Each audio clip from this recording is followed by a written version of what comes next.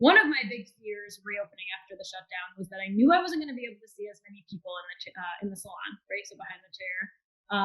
As a Summit 4AA, anyone who can relate to that understands that we juggle multiple guests in the salon at one time. With the help of some amazingly talented teammates and associates, we made it happen, and it was a beautiful, Summit calls it a beautifully choreographed dance, and it is.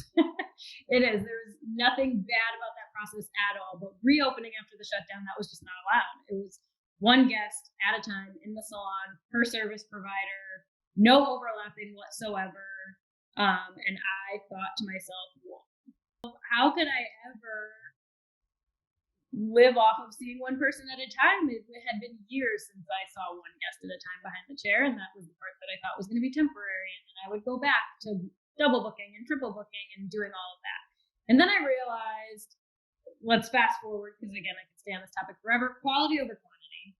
And I realized that if I could give a beautiful guest experience to one person at a time who was enjoying multiple services, higher quality, taking really, really great care of less people who are willing to and open to spending more money, that could be a beautiful process. And that is exactly what started happening slowly, naturally, because the results of COVID. And then we got really intentional about it. And we thought, well, we might not have to go back to seeing multiple people at a time behind the chair, that we might be able to take this idea and run with it. And that is when the transformation of my clientele sort of started. And then made a sort of brave decision to increase all of my services by $20 each. So my haircut went from $64 to $84. $64 to $84. That's a $20 increase. Was that all at one price increase?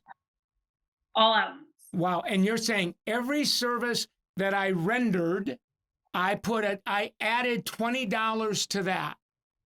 I did. So that basically ventilated your clientele. Whoever, unless somebody was seriously, in love with you and your work and the experience, they I'm going to call it, kind of trickle down to the next tier or the lower tier